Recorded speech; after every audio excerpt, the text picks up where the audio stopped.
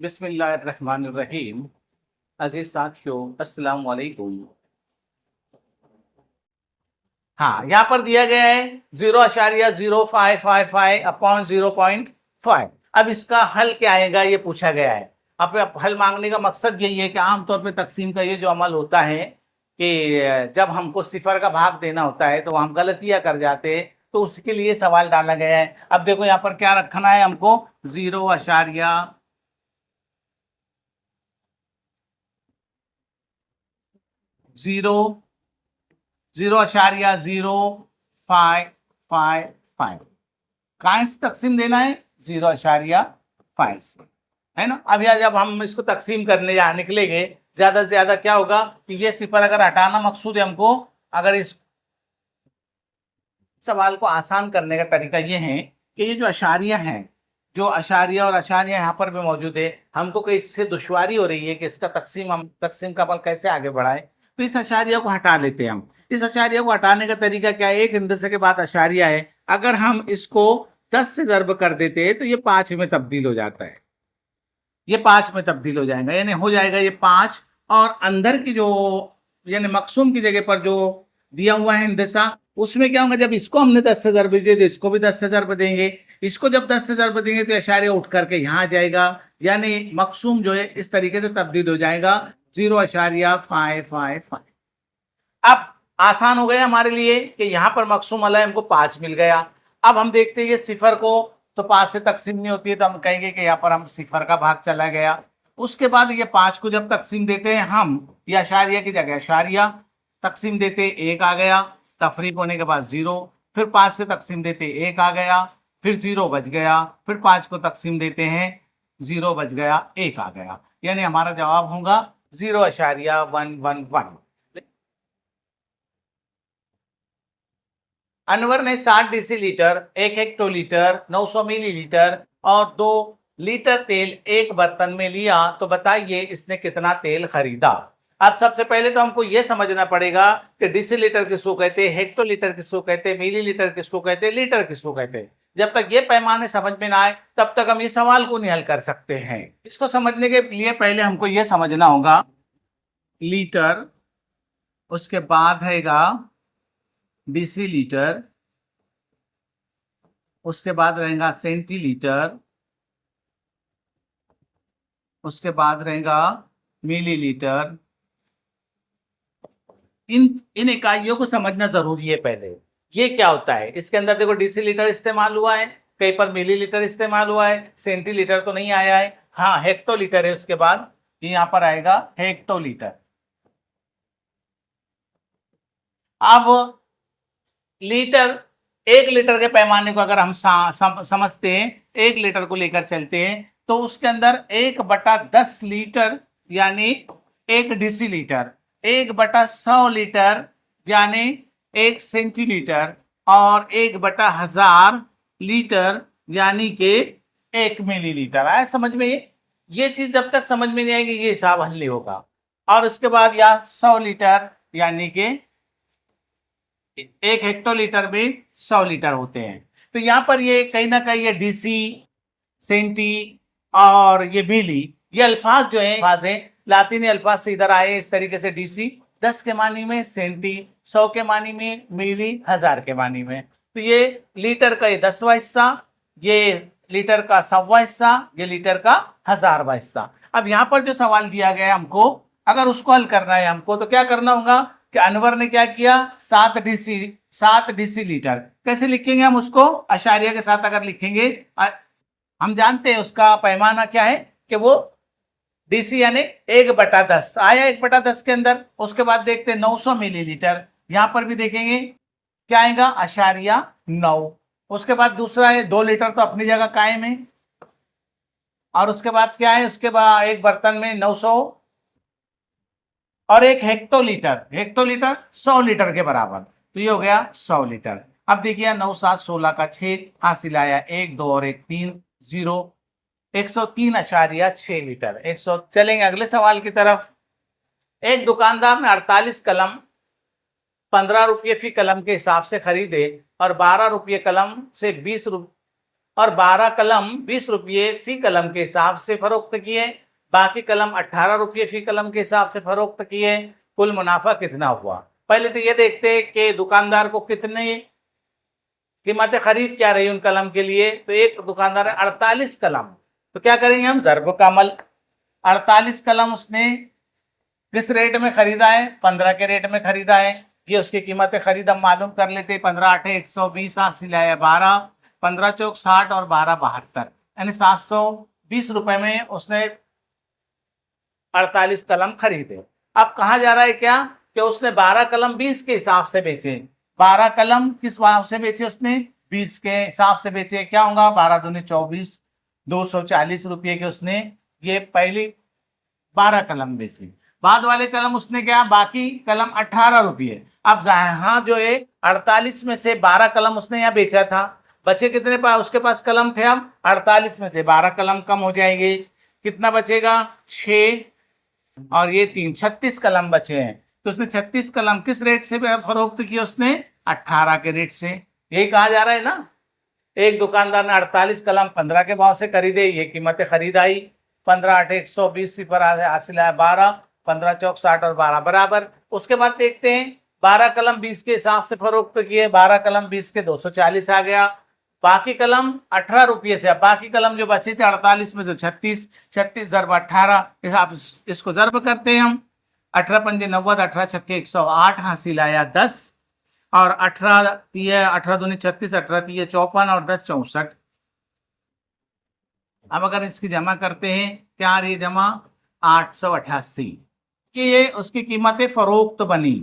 और खरीदा कितने में? तो उसने 720 में। 888 तफरीक कितना आएगा? 720, 8 6 1, 168 रुपये उसको जो है तो नफा हासिल होगा। चलते अगले सवाल की तरफ। क्या सवाल है? एक स्कूल में 36 लड़कियां है, लड़कों की तादाद लड़कियों से 18 ज्यादा है। अगर हर तालिब इल्म ने 125 रुपये फीस अदा करनी हो तो कुल फीस कितनी जमा हो? क्या कहा गया है सवाल में? एक स्कूल में 36 लड़कियां हैं। लड़कियां कितनी हैं? 36। लिख लेते हैं हम पहले, लड़कियों की तादाद 36। फिर दो और क्या कहा जा रहा है? लड़कों की तादाद लड़कियों से 18 ज्यादा है। तो मतलब 36 जमा 18 बराबर कितना आएगा? 54। और ये तादाद कितनी हमारे पास? 36। अब क्या कहा जा रहा है? इन तमाम से जो फीस जमा की गई वो 125 रुपये फी तालिब इल्म फीस जमा की गई, तो कुल कितना रुपया जमा होगा? तो ये मतलब ये है कि 36 लड़कियां हैं और 54 लड़के। हम इनकी जमा कर लेते हैं। 10 हासिल आया 1 और ये 9। अब हम जो है 125 से अगर इसको ज़र्ब करते हैं, 125 रुपये पर स्टूडेंट फीस रखी गई है, सिफर का सिफर लग जाता है। 9 पंजे 45 के 5 हासिल आया 4, 9 दूनी 18 और 4 22 का 2 हासिल आया 2, 9 1 9 और 2 11, यानी कहीं ना कहीं 11,250 रुपये जो है तो फीस जमा होनी है। चलेंगे अगले सवाल की तरफ। एक अदद को 8 से ज़र्ब देने के बाद हासिल शुदा जवाब में 96 जमा किया गया तो नतीजा 480 आया, वो अदद कौन सा हो? इसके लिए आसान तरीका ये है कि हम मुतबादिल से जवाब की तरफ चले जाए। अब यह क्या कहा जा रहा है? एक अदद में तो 8 देखते 12 को अगर 8 से हम ज़र्ब करते हैं 12 8 96 होता है, उसमें 98 जमा करना 96 जमा करना है। तो 6 दूनी 12 का 2 8 9 दूनी 18 और 1 19 192 आया, तो वो भी जवाब सही नहीं है। देखते आगे 36 को लेते हैं। 36 को अगर हम 8 से ज़र्ब करते हैं तो 8 छक्के 48 के 8 हासिल आया 4, 8 तिया 24 और 4 28,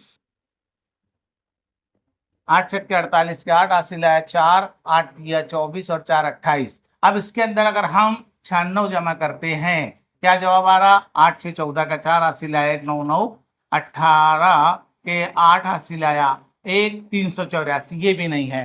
अब देखते हैं हम 48। अब ये जवाब होना चाहिए हमारा। 48 को 8 से ज़र्ब देते हैं, 8 8 64 के 4 हासिल आया 6 और 8 चौक 32 और 6 38, और उसमें हम 96 को जमा करते हैं। देखिए क्या आएगा? 6 और 4 10 का सिफर हासिल आया 1 और ये 9 9 18 का 8 हासिल आया 1 480। यही था देखो यहाँ पर। तो इस तरीके से हम इसको मुतबादिल को उठा कर ले जाए। कभी कभी ऐसा होता है कि पहले और दूसरे मुतबादिल में हमारा मुतबादिल सही बैठ जाता है, जवाब आता है। ये इत्तेफाक है कि हमारा असली जवाब चौथे नंबर पर था। ये एक आसान तरीका होता है इसके लिए। चलेंगे अगले सवाल की तरफ। एक मजदूर 15 दिन में 4,500 रुपये कमाता है। अगर वो 24 दिन काम करे तो इसकी आमदनी कितनी होगी? अब यहाँ पर क्या है, वही तकसीम का उसूल है कि तकसीम के तरीके से हम क्या करेंगे कि एक दिन की मजदूरी निकाल लें हम उसकी। 15 दिन काम करता है, कितने पैसे मिलते हैं उसको? 4,500। क्या करेंगे, 15 से तकसीम कर देंगे। 15 तिया 45 और ये दोनों सिफर जाके लग जाएंगे ऊपर। एक दिन की उसकी उजरत है 300 रुपये। अब अगर वो 24 दिन काम करता है, दोनों सिफर लग गए, 24 तिरिक 72, 7200 रुपये उसको मजदूरी मिलेगी। कोई मुश्किल सवाल नहीं था, तकसीम का अमल था, फिर जाके ज़रबों में तब्दील हुआ और जवाब आ गया। चलते अगले सवाल की तरफ। क्या है सवाल? एक दुकान पर चावल के 3 थैले हैं, हर थैले में 45 किलो चावल है। 3 थैले, कौन सा अमल होगा? एक चीज की कीमत दी है, तादाद भी दी गई है। एक थैले के अंदर 45 किलो चावल है और 3 थैले हैं। अब आगे क्या पूछा जा रहा है? अगर 67 किलो चावल फरोख्त हो गए हो तो बाकी कितने चावल बाकी है? क्या करेंगे, 45 का ضرب होगा 3 से, कितना आ जाएगा? 135। कितना चावल उसमें से फरोख्त हुआ है? 67 किलो। बिल्कुल आसान सा सवाल है, चौथी पांचवी किताब में शामिल है। 15 में से 7 गया 8 वापस, 13 में से 7 गया 6 वापस, 0। 68 किलो चावल इसके अंदर दुकान में अब बाकी रहेगा। चलेंगे अगले सवाल की तरफ। एक अदद में 125 जमा करने पर 640 बनता है। अगर इस अदद को 5 से ضرب दिया जाए तो जवाब क्या हासिल होगा? अब क्या करना पड़ेगा, पहले तो वो अदद मालूम कर लेंगे। जाहिर सी बात है, ये अदद मिलने से ये बन रहा है तो पिछला अदद हमको आसानी से मिल जाएगा। अगर हम इसमें से ये 640 में से 125 तफरीक कर ले तो अदद मिल जाता है हमको। 10 में से 5 गया 5 वापस, ये 1 बचा और यहाँ पर बचा 5, 515 मिला है। अब क्या कह रहा है, 5 से ضرب करने पर कौन सा अदद मिलेगा? क्या मिलेगा? 5 पंजे 25 के 5 हासिल है, 2 5 की 5 और 2 7 और उसके बाद 5 पंजे 25, 2575। ये देखिए आ गया जवाब। कोई मुश्किल सवाल नहीं था। चलिए अगले सवाल की तरफ। एक बस में 48 मुसाफिर थे, पहले स्टॉप पर 15 मुसाफिर उतर गए। जमा तफरीक का सवाल है। 48 मुसाफिर थे, 15 मुसाफिर उतर गए, कितने बाकी रहे उसके अंदर? 33 गालिबन 33 मुसाफिर उसके अंदर रह गए। लेकिन दूसरे स्टॉप पर 23 मुसाफिर जो है तो फिर सवार हो गए। क्या हो गया? प्लस 23 हो गए उसके अंदर। ये 23 अगर मिल जाते उसमें तो क्या हो गया? 56 मुसाफिर। जवाब आ गया हमारा। तो इस तरीके से एक आसान सा सवाल था। चलते अगले सवाल की तरफ। सवाल है यहाँ, एक शख्स ने 18 किलो चावल, 6 किलो दाल और 12 लीटर तेल खरीदा। अगर चावल 60 रुपये किलो हो, दाल 120 रुपये किलो हो और तेल 150 रुपये फी लीटर हो तो बताइए बिल कितना हुआ? बिल्कुल किराना बिल है।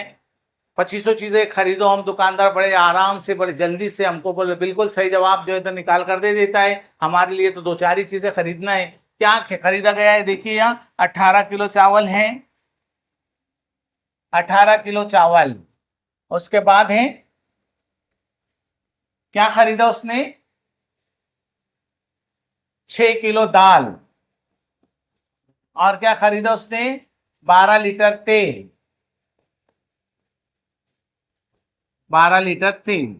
ये चीज उसने खरीदा। अब देखते दाम, चावल का दाम क्या है? देखिए चावल 60 रुपये किलो है।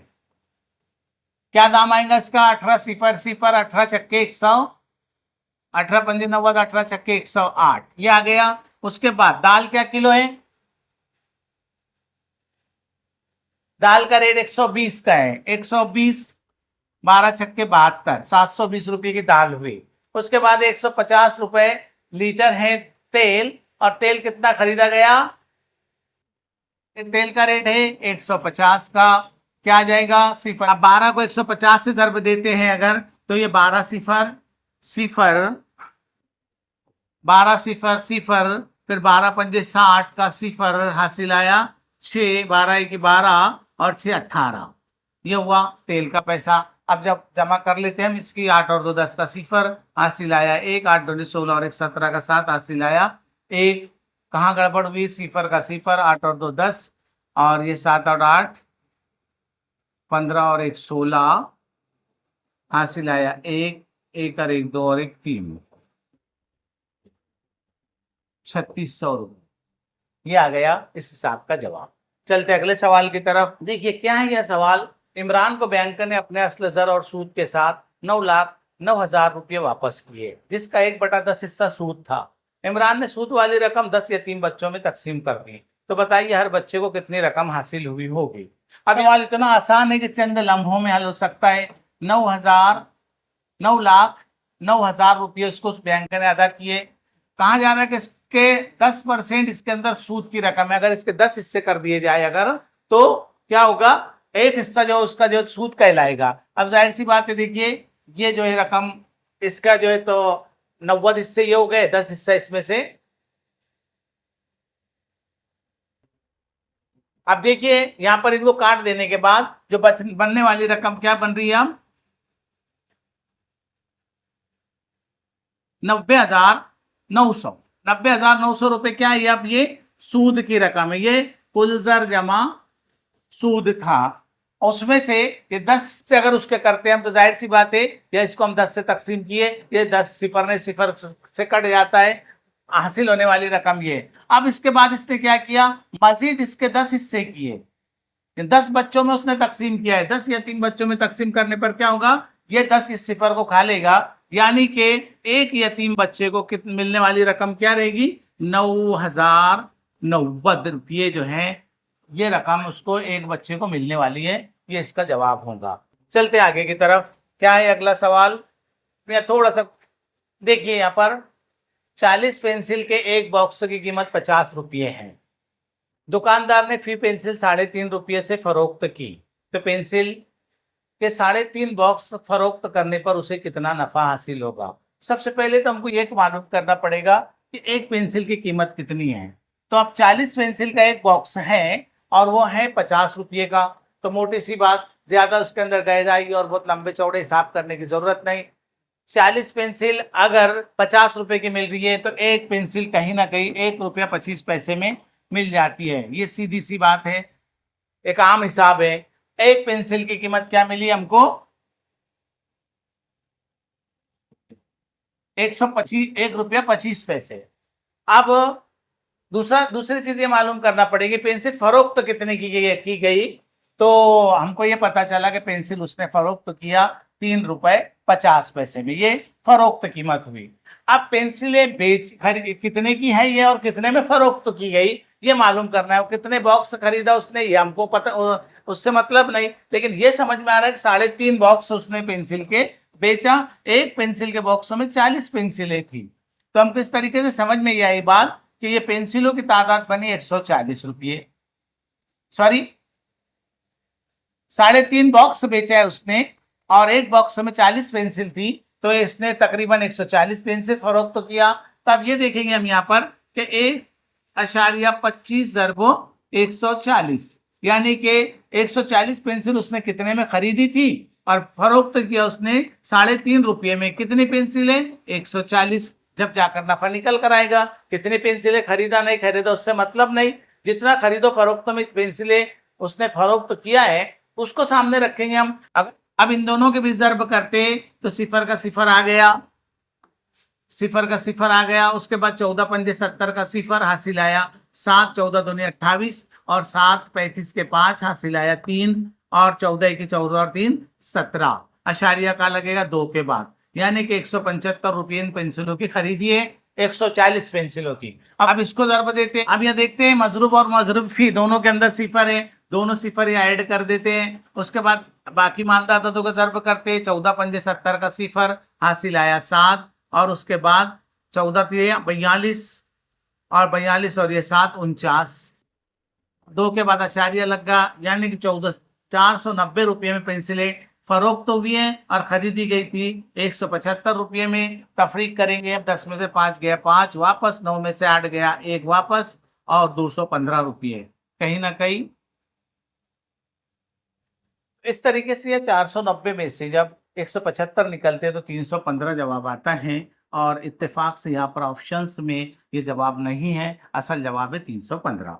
चलेंगे अगले सवाल की तरफ।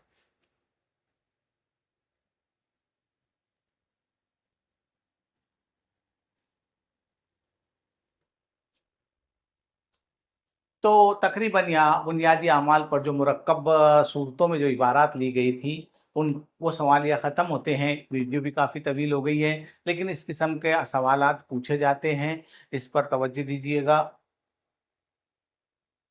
तो चलिए वीडियो काफ़ी तवील हो गई है, रुकते हैं यहीं पर, मिलते हैं अगली तदरीसी वीडियो में। अस्सलाम वालेकुम।